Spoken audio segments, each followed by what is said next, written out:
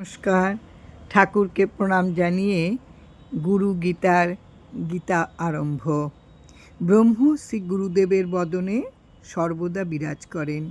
শ্রী গুরুর প্রসাদেই সেই ব্রহ্মকে লাভ করা যায়। যে কোনো কার্যে যে কোনো স্থানেই নিয়োজিত থাকো, তুমি সর্বদা শ্রী গুরুমূর্তি ধ্যান করিবে।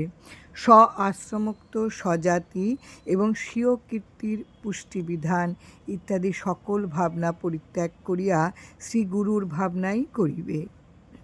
বিদ্যা কেবল শ্রী গুরুদেবের মুখেই অবস্থিত। সেই বিদ্যা গুরুভক্তিতে লাভ হইয়া থাকে। সুতরাং অতীব যত্নের সহিত শ্রী গুরুদেবের আরাধনা করা উচিত। গু শব্দের অর্থ হচ্ছে অন্ধকার এবং রু শব্দের অর্থ তেজ বা আলো। অজ্ঞানতা ধ্বংসকারক শ্রী গুরুদেব যে স্বয়ং ব্রহ্ম, ইহাতে কোনো সংশয় নাই। প্রথম বর্ণ গুকার হচ্ছে মায়াদি গুণভাষক বা প্রকাশক এবং দ্বিতীয় বর্ণ রুকার দ্বারা মায়া ভ্রান্তি বিমোচক ব্রহ্মকেই বুঝাইয়া থাকে। গু শব্দের অর্থ অন্ধকার এবং রু শব্দ দ্বারা সেই অন্ধকারের নিরোধকত্ব বোঝায়। অন্ধকার নিরোধককেই গুরু বলিয়া থাকে।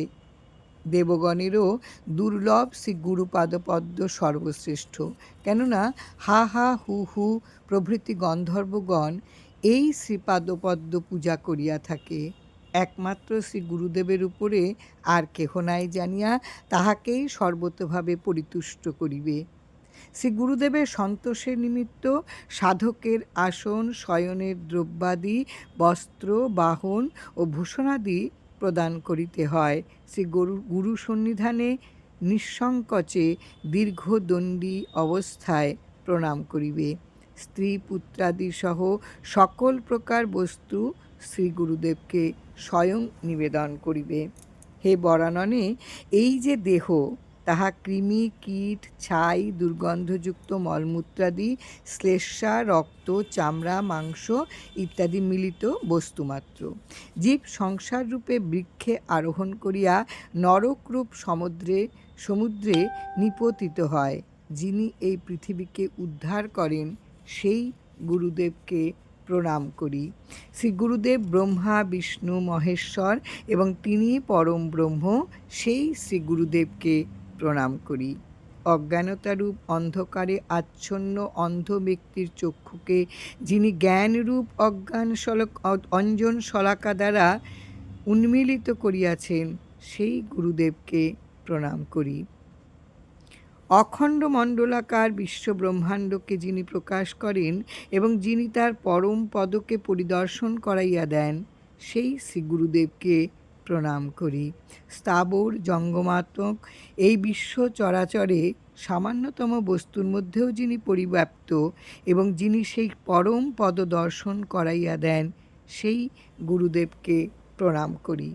চিন্ময় রূপে যিনি সমগ্র ত্রিভুবনে পরিব্যাপ্ত এবং যিনি তাহার পরম পদ দর্শন করাইয়া দেন, সেই শ্রী গুরুদেবকে প্রণাম করি।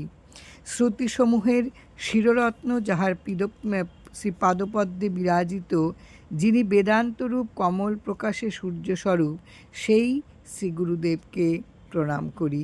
যিনি চৈতন্য, শাশ্বত, শান্ত, আকাশ হইতেও যিনি নির্মল, যিনি সগুণ নির্গুণ উপাধিশূন্য, যিনি বিন্দু নাদ ও কলার অতীত, সেই শ্রী গুরুদেবকে প্রণাম করি।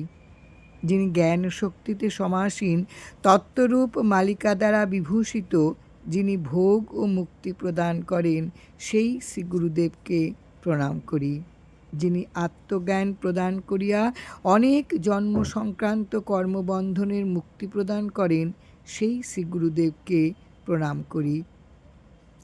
যাহার শ্রী চরণামৃত ভবসমুদ্রকে শোষণ করিয়া জগতের সার সম্পদকে সম্যকরূপে জ্ঞাপন করাইয়া দেয়, সেই শ্রী গুরুদেবকে প্রণাম করি।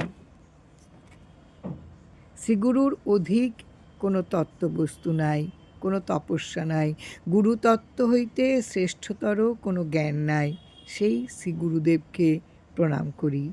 আমার নাথই জগতের নাথ, আমার গুরুই জগৎগুরু, আমার আত্মাই সর্বভূতের আত্মা, সেই আত্মারূপী আমার প্রতি জগৎগুরু সদৃশ শ্রী গুরুদেবকে প্রণাম করি।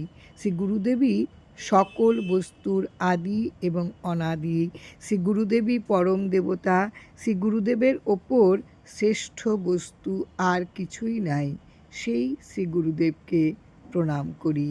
জয় রাম, জয় রাম। গুরু কৃপাহি কেবলম।